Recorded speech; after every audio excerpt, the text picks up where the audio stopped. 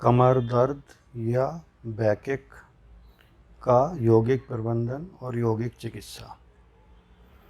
कमर दर्द की बात करें तो यह एक ऐसी समस्या है जिसमें विश्व के लगभग 60 से 80% व्यक्ति अपने जीवन काल में कभी न कभी अवश्य अनुभव करते हैं।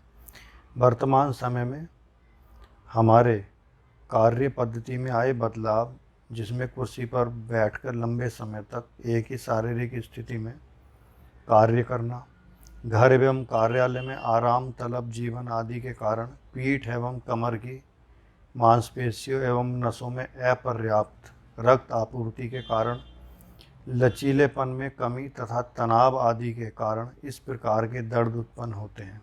यह दर्द प्राय कमर के ऊपरी एवं निचले हिस्से को प्रभावित करता है। जब रीढ़ की हड्डी के चारों ओर सहारा देने वाली पेशियां दीर्घकाल तक कठोर एवं असुविधाजनक स्थिति के कारण संकुचित हो जाती हैं, तब उस हिस्से में दर्द उभरता है। देर तक एक ही शारीरिक आकृति में कुर्सी पर बैठे रहना या मोटर वाहन चलाना या उस पर बैठना भी इस प्रकार के दर्द का कारण हो सकता है। दीर्घकालीन कमर एवं पीठ दर्द दिन के अंतिम पहर या संध्या काल में अधिक देखा जाता है। जब रीढ़ की हड्डी में विकृति आती है तो दो रीढ़ की हड्डियों की कशेरुकाओं के बीच में जो डिस्क या गद्दी होती है वह सिकुड़ कर प्राय नष्ट हो जाती है और उस स्थान पर हड्डी मोटी तथा विकलांग हुई नोक की तरह दिखाई पड़ती है, जिसे अंग्रेजी में ऑस्टियोफाइट्स कहते हैं। इस स्थान की हड्डी नलिका फोरामिना, जिससे होकर रक्त का प्रवाह होता है, वह भी सिकुड़कर छोटी हो जाती है। इन रक्त नलिकाओं से रीढ़ की हड्डियों को ही नहीं बल्कि मस्तिष्क के पिछले हिस्से को भी रक्त प्रवाह मिलता है। इन हड्डियों के छोटा हो जाने पर या हो जाने के कारण इनमें प्रवाहित होने वाली रक्त नलियां दब जाती हैं, जिससे मस्तिष्क में भी रक्त का प्रवाह घट जाता है, जिससे कभी कभी बेहोशी और चक्कर इत्यादि लक्षण उत्पन्न हो सकते हैं। इस प्रकार हड्डी की नोक या ऑस्टियोफाइटिस निकल आती है, जिससे स्नायुओं पर दबाव पड़ता है, जिससे बाहों और आंखों में दर्द उत्पन्न हो जाता है। कमर दर्द के यदि प्रकार की बात करें तो यह निम्न प्रकार के होते हैं, जैसे कमर के बीच में दर्द यानी लंबर स्पॉन्डिलाइटिस, कमर के निचले हिस्से में दर्द यानी सैक्रल पेन या स्लिप डिस्क, और यांत्रिक दर्द या मैकेनिकल पेन।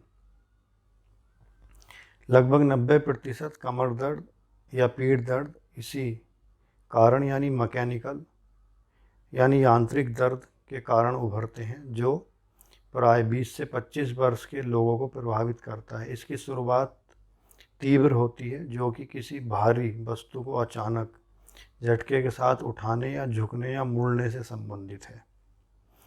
आगे यदि बात करें तो यांत्रिक दर्द होता है। नंबर 4, इसमें दर्द का कारण कोई यांत्रिक क्रियाकलाप नहीं होकर अन्य रोग जैसे संक्रमण, फ्रैक्चर, क्षयकारी संधिवात आदि होते हैं। और आगे कौन सा प्रकार है? सूजन से उत्पन्न दर्द। यह दर्द उत्पन्न होने का कारण अन्य रोग जैसे स्पॉन्डिलाइटिस आदि माना जाता है, जिसकी शुरुआत 30 वर्ष की उम्र या उससे पहले कई बार हो जाती है।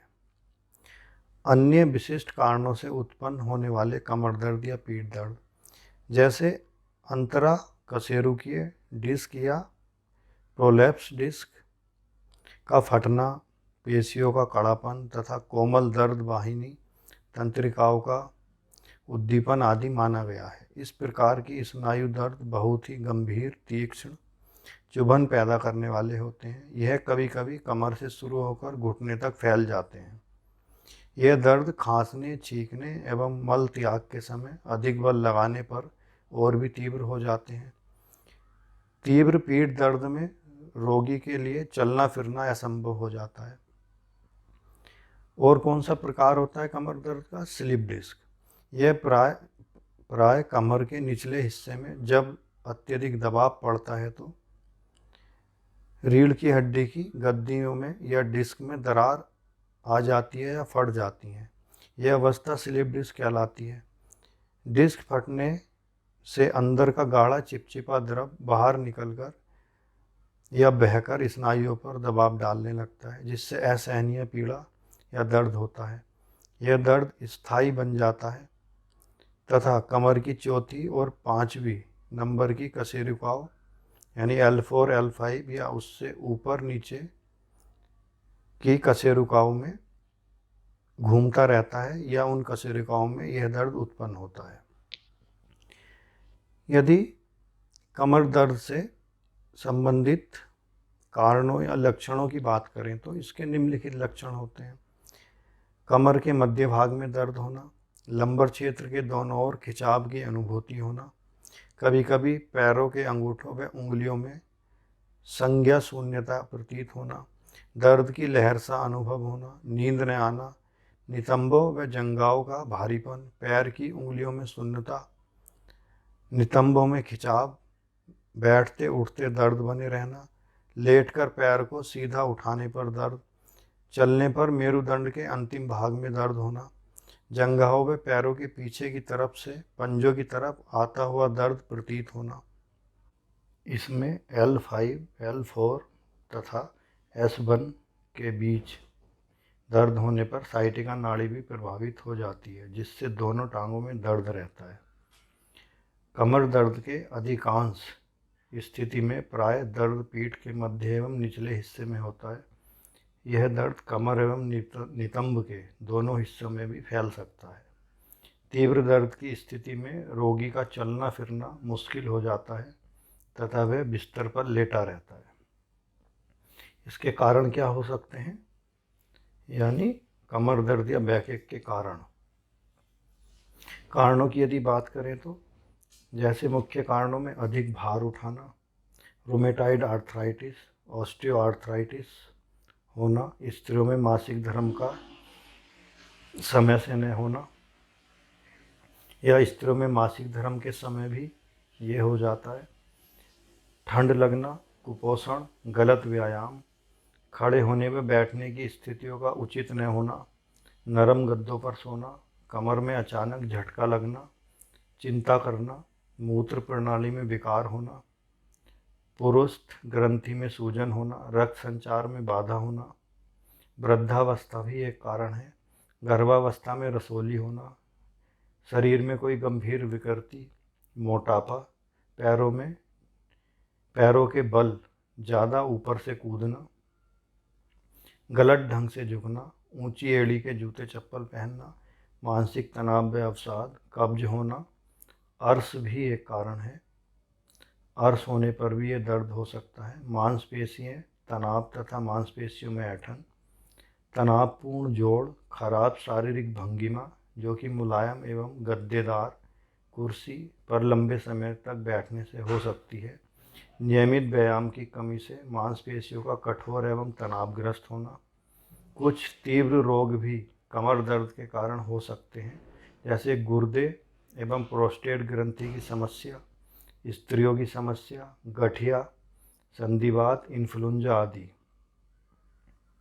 लंबे समय तक एक ही शारीरिक भंगिमा में बैठे रहने से उत्पन्न तनाव या खिंचाव, वजन उठाने में असावधानी, गद्देदार सोफे बिस्तर का उपयोग भी पीठ एवं कमर दर्द का कारण हो सकता है।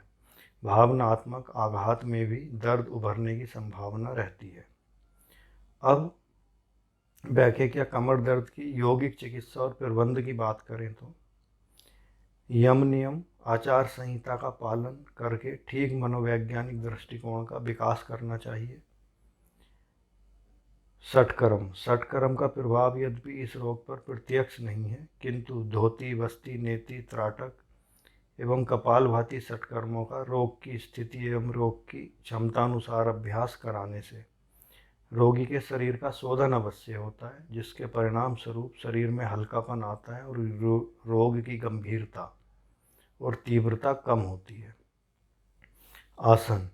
आसन की यदि बात करें तो भुजंगासन, धनुरासन, शलभासन, मार्जारी आसन, व्याघ्रासन, मरकट आसन, उष्ट्रासन, कोण आसन, ताड़ासन, मकर आसन, चक्रासन आदि पीछे झुकने वाले आसनों का प्रयोग धीरे धीरे सामर्थ्य अनुसार करना चाहिए। मुद्रा एवं बंध। मुद्राओं एवं बंधों का अभ्यास कराने से रोगी के शरीर में प्राण तत्व का विस्तार होता है, मांसपेशियां मजबूत होती हैं। अतः रोगी को उसकी स्थिति के अनुसार काकी मुद्रा, सांभवी मुद्रा, उड्डयन बंध मुद्रा का अभ्यास करना चाहिए। प्राणायाम। वज्रासन में बैठकर नाड़ी शोधन एवं भ्रामरी प्राणायाम के अभ्यास उपयोगी सिद्ध होते हैं। प्रत्याहार। इंद्रिय संयम के साथ साथ अनुशासन पालन करने से रोग नष्ट होने में सहायता मिलती है। प्रत्याहार के द्वारा रोगी अपनी इंद्रियों पर संयम रखता है और खान पान एवं बुरी आदतों पर जिसके कारण नियंत्रण हो जाता है, जिससे रोग ठीक होने में मदद मिलती है। ध्यान। अजपाजप अर्थात श्वास प्रश्वास में सजगता केंद्रित करना, योग में मूलाधार एवं आज्ञा चक्र आदि की अवधारणा, मूलाधार से आज्ञा चक्र तक, मूलाधार चक्र से फिर आज्ञा तक श्वास प्रश्वास को पूरी सजगता से एवं तनाव रहित होकर देखना लाभदायक है। प्रत्येक श्वास के साथ पीठ की पेशियों को शिथिल होते हुए एवं प्राण ऊर्जा का प्रवाह होते हुए अनुभव करना, यह भी एक ध्यान की विधि की जा सकती है। इससे मन में शांति एवं शरीर की तकलीफ में कमी आएगी। आहार। आहार की यदि बात करें तो पथ्य कारक यानी कैसा भोजन लेना चाहिए। भोजन ऐसा हो जिससे कब्ज की संभावना बिल्कुल न रहे। फल एवं सब्जियों के सूप, रस पीड़ा काल के लिए उपयोगी आहार माना गया है। मूंग की दाल की खिचड़ी भी लाभदायक है। सब्जियों के सूप एवं खिचड़ी से कब्ज दूर रहता है। जैसे जैसे पीड़ा में सुधार होता जाए, भोजन में दलिया, चावल, सब्जी, रोटी आदि सम्मिलित किया जा सकता है। अपथ्य कारक आहार यानी जो नहीं खाना चाहिए, जैसे मांस, दूध, दूध के उत्पाद, तली हुई चीज़ें, कब्ज करने वाली चीज़ें, घी आदि से भरसक बचना चाहिए। विशेष सुझाव और क्या हो सकती हैं विशेष बातें जो ध्यान रखें या प्रयोग में लाएं। यदि अभ्यास करते हुए दर्द बढ़ जाए तो अभ्यास तत्काल रोक दें। चिकित्सक के परामर्श से पुनः प्रारंभ करें। झटके से काम न करें, आराम से काम करें। आगे झुकना वर्जित है। सामने झुकने वाले कोई भी काम या आसन कम से कम 6 महीने तक बिल्कुल बंद रखें। अधिक देर तक कुर्सी पर नहीं बैठना चाहिए तथा लगातार गाड़ी ड्राइव करने से बचना चाहिए। भारी बोझ उठाने से बचें। ऊंची एड़ी वाले चप्पल, जूते न पहने। अधिक गद्देदार बिस्तर का उपयोग न करें। इस प्रकार यौगिक प्रबंधन से कमर दर्द या बैकएक में लाभ पहुंचाए जा सकते हैं और इसको ठीक किया जा सकता है।